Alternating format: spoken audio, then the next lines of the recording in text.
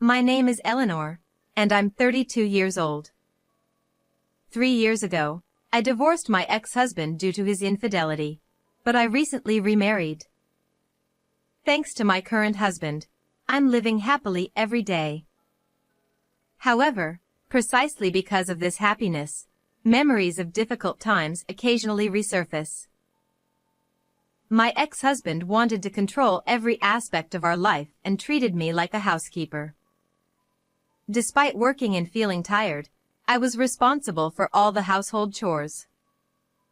If even a single piece of trash fell on the floor, he would yell at me. He wouldn't accept a meal unless it included at least 5 different dishes, and if I cut corners, he'd leave the food untouched. I'll never forget the time he scolded me for taking shortcuts with meal prep. And afterwards he eats a lot of potato chips. And of course, it was my job to clean up any food crumbs that fell on the floor. Even when I protested, he'd scoff and say, "A wife who doesn't do housework has no value." He continued to belittle me with hurtful words, and my self-esteem dwindled. He wasn't like this before we got married. Fed up with such daily struggles, I eventually demanded a divorce when he cheated on me. I didn't care who the other person was. I was just exhausted. I said, "Right, but you'll pay me alimony." With that, I ended our short 2-year marriage. Come to think of it, I wonder how Ella is doing. I paused while packing for the move and murmured to myself. Ella has been my close friend since high school. After my divorce, she listened to me and provided much-needed encouragement. Once I've settled in after moving, I'll invite Ella to lunch. I haven't even had a chance to share the news of my remarriage with her.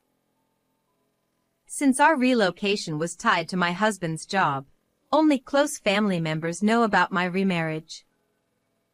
Ella has been there for me countless times, so I want to make sure I properly inform her.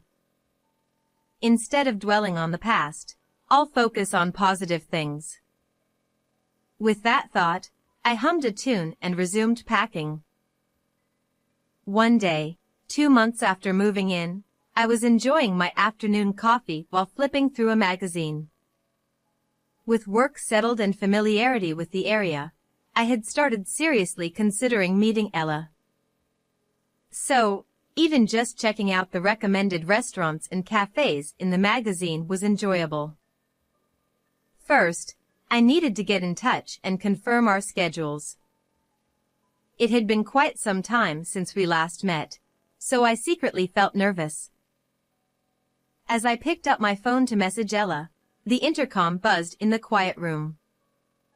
Since I had just moved and didn't know anyone, I assumed it was a door-to-door sales or something.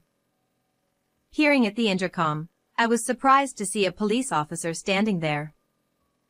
Wondering if there was some kind of incident, I opened the front door. The police officer said, "We've received several reports about stalking behavior directed at a certain man, and it seems to be connected to you. Do you have any idea about this?" Caught off guard by the unexpected accusation, I was at a loss for words. Apparently, the man had been receiving love-filled letters almost daily, suggesting a romantic interest. Considering I had just moved to the area, I thought it might be a case of mistaken identity. However, the person seeking help specifically named me as the perpetrator, so they needed to verify the situation. I asked about the identity of the person who filed the complaints, but the police officer only apologized. "I'm sorry. We're just here to confirm due to multiple reports, so I can't disclose the other party's name yet." Confused, I accepted the situation. After all, I had no recollection of any such incidents, so I decided to remain composed. In the end, the police officer seemed satisfied with my explanation of being a recent mover, and they said, "If you find out anything, please report it to us." With those words, The officer left. Afterward, I flung myself onto the bed in my bedroom. I kicked my legs restlessly and buried my face in the pillow, groaning. The fact that someone had specifically named me sent shivers down my spine, and an indescribable discomfort enveloped my entire body. Why? How? It's terrifying. Lost in my thoughts, I suddenly realized it was already evening. I had intended to contact Ella, but my mood had shifted. I let out a heavy sigh and forced my heavy body to get up and bring in the laundry. After the police left, I consulted my husband when he returned home. He reassured me that it was likely a misunderstanding. The next day, I pondered over yesterday's events. Although my husband's encouragement had lifted my spirits somewhat, I still felt melancholic when alone. Just then, my phone rang, an unrecognized number displayed on the screen. I hesitated but answered, and a familiar voice greeted me. Hello, Eleanor. It's been a while. The voice said. It was my ex-husband, Dylan. He chuckled at my stunned silence. You still haven't admitted to stalking me. Dylan continued. The police are fed up. I explicitly told them it was you. In that moment, I realized yesterday's incident was Dylan's doing. I confronted him, asking if he had reported the strange incidents to the police. He confirmed it, adding that he believed I still had feelings for him, which was why I moved near his house. Apparently, people around him were surprised by the situation. Is your ex-wife really stalking you? He claimed. Dylan's unwarranted confidence infuriated me. Moreover, he seemed to be spreading rumors about me being a stalker. But this was no joke. Memories of our difficult past flooded back, and I maintained a calm facade while my anger simmered. After 3 years of divorce, what are you even saying? I retorted. Besides, I've already remarried.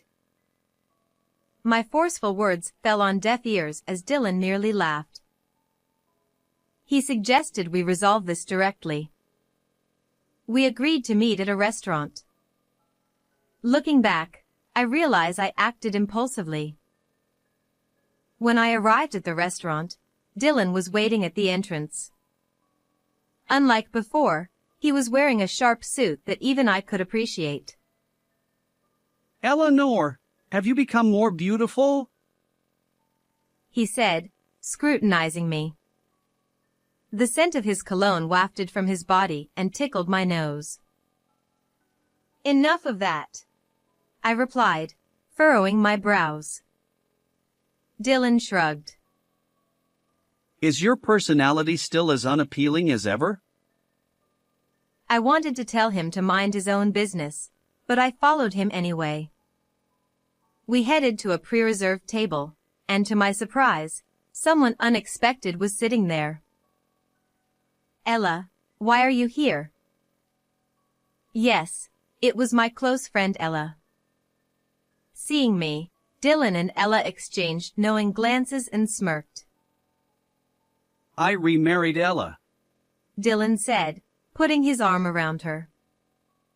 His wrist bore an incongruously luxurious watch. Oh, this? I'm the CEO of a company now, thanks to Ella. After my divorce, Ella and I got engaged, and with her parents' support, Dylan established his own company. Apparently, it was thriving, but honestly, I didn't care. The word remarriage echoed in my ears. Ella, who knew what I had been through, married this man? I was bewildered. Ella had comforted me after my divorce, listening silently to my grievances. But deep down, she must have been reveling in my misery. She spoke with a triumphant expression.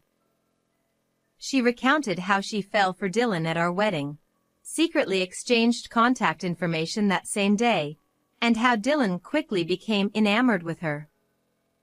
Worst of all, Ella had instigated Dylan to emotionally abuse me. No wonder his personality changed abruptly after our marriage. They had both enjoyed my suffering, and I hadn't realized it. Eleanor never gave up, so eventually, I made Dylan wait for alimony and forced him into divorce. Ella said, sipping orange juice through a straw as if she were tired of talking. It was then that I learned Ella had financially supported the alimony Dylan paid me. Now, to the point. Ella continued. Can you stop stalking Dylan? I was surprised when I saw you recently, but I never expected you to move here just to stalk him. It's disgusting, considering it's been 3 years since our divorce. Unlike you, we're happily married and in love, so give up already. Ella's tone indicated she had figured out my move to this area after spotting me. Moreover, she believed I had moved here to stalk Dylan. I didn't care if she believed me or not. My mind was elsewhere. Fueled by anger, I stood up, determined not to slap the man and woman before me. I'm not a stalker, and I have no interest in a man like him, I declared, leaving the table. I heard Ella's laughter from behind, but I didn't look back. Then, after nearly 2 more months had passed, I received a call from Dylan. Anticipating it, I answered. Dylan sounded frantic on the other end, and my lips involuntarily twisted. What's wrong? I didn't need to ask. It was obvious. It seems you were indeed a victim of stalking. However, the culprit wasn't me. It was your current affair partner. Dylan confessed. Shockingly, after remarrying Ella, he continued to cheat. His casual flings escalated into full-blown stalking by his infatuated lover. This was the truth. Dylan stumbled over his words as he explained. Apparently, he knew the stalker was his affair partner all along. But if Ella found out and they divorced, he'd lose her influential parents' support. Then, when Ella mentioned my recent move to the area, he saw an opportunity to divert attention by falsely implicating me as the stalker. The police consultation and the restaurant meeting, all Ella's suggestions, left Dylan with no choice. His web of lies had led to this absurd situation, typical of Dylan's foolish behavior. I apologize for labeling you a stalker, but that doesn't justify your actions. Dylan's voice trembled. He was clearly in the midst of a crisis. I could hear banging on a door and what seemed like Ella's voice on the other end. Dylan was probably barricaded in his room. How pathetic. As a former friend, I merely informed Ella of the truth. I retorted. The actions Dylan referred to were likely the photos I'd sent Ella. I would like to request compensation for cheating on you. I attached a letter saying. The photo shows Dylan's current affair partner stalking him, and the stalker and Dylan entering a hotel arm in arm. Going to a hotel while still being harassed. Truly surprising, I added, exasperated. Why did you prepare such photos, you might wonder? Well, it was all thanks to my husband. You see, my current husband works as a private investigator. Recently, he opened his own agency and moved with me to this area.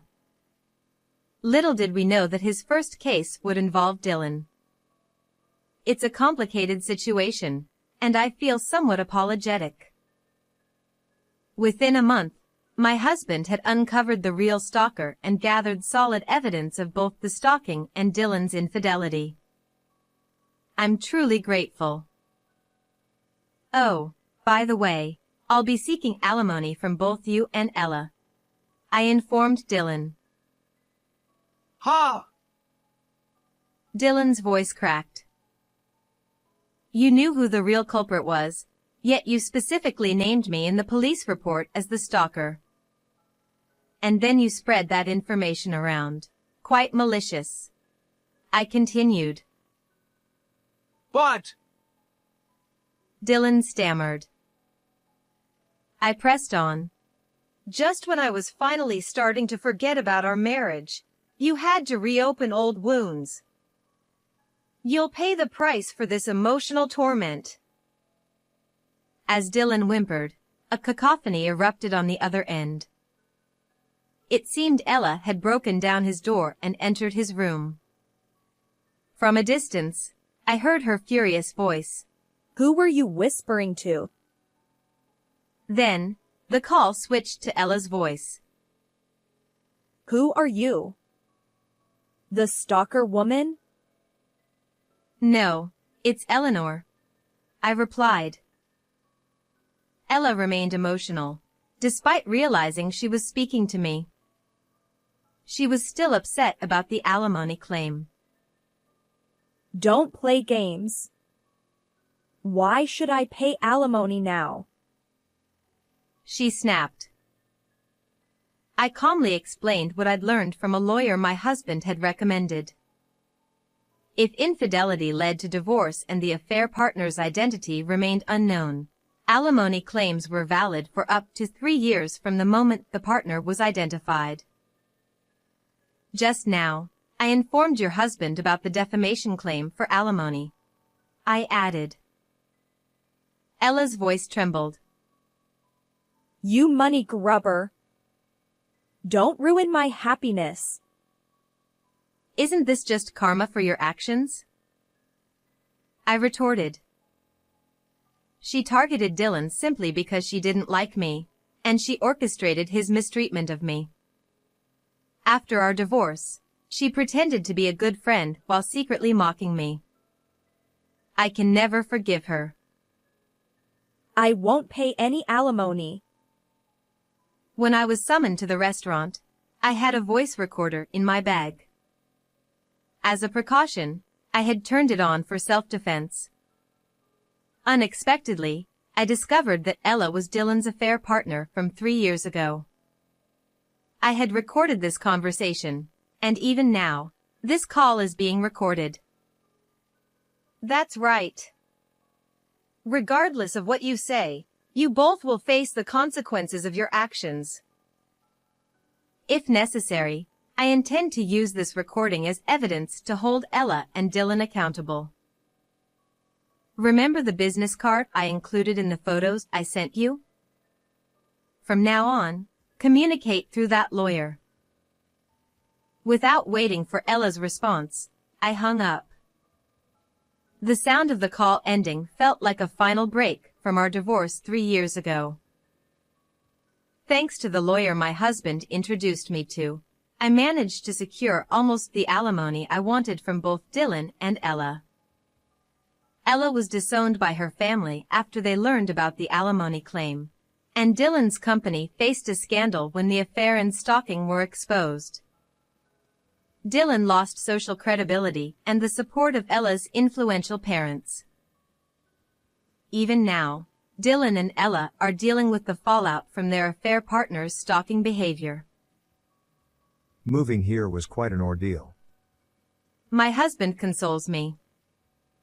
I want to cherish this person who smiles kindly at me despite the inconvenience I caused him. Finally, we can enjoy some peaceful moments together. How did you like this story? Don't forget to subscribe to the channel. Until next time.